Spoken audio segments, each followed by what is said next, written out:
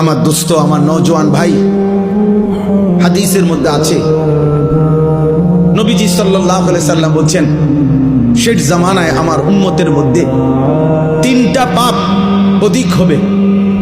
এক নাম্বার হলো নর্তকী, মানে মহিলা গায়িকা, গান বাদ্য বেড়ে যাবে।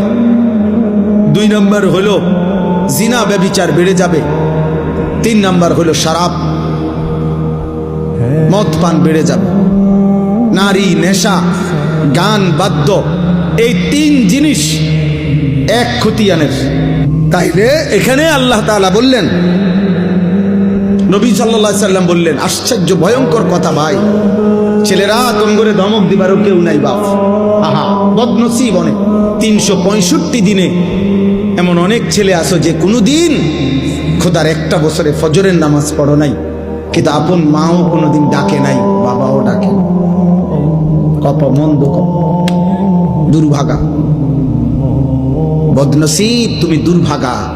মা তোমাকে ভুলে গেছে, বাপ তোমাকে ভুলে গেছে, এই দেশ তোমাকে ভুলে গেছে, এই জাতি তোমাকে ভুলে গেছে। সবাই মিলে তোমারে বলছে, যা তোরে ছেড়ে দিলাম, তুই আল্লাহর নাফরমানির পথে থাক। নারী দেখ, ছবি দেখ, উলঙ্গ দৃশ্য দেখ, রাতভর মোবাইল দেখিস, যতক্ষণ সজাগ থাক, দেখ ছবি দেখ। উলঙ্গ ছবি দেখতে দেখতে শরীর নাপাক করে ফেল, হারাম বীর্যপাত করতে করতে শরীর শেষ করে দে। তোর চুল তোর মতো, তোর চেহারা তোর মতো, তোর রাত কাটবে তোর মতো, তোর দিন কাটবে তোর মতো। আয় নাফরমান, তোমার কি একবার ওইটা মনে পড়লো না যে কিরে আমি এমন দুর্ভাগা কেমনে হইলাম? আমার এদি আমার মা বাপও কুদ্দুর আল্লাহর দিকে ডাকে না। হ্যাঁ, আমার একটা বছর পার হয়ে গেল, আমি একদিনও 5 ওয়াক্ত নামাজ পড়লাম না। মুসলমানের ঘরে আমি এমন হাইওয়ান কেমনে হলাম? আমার এটা খুব চিন্তা লাগে, মানে কিভাবে সম্ভব? আমি বহুত ভাবছি এটা, কিভাবে সম্ভব?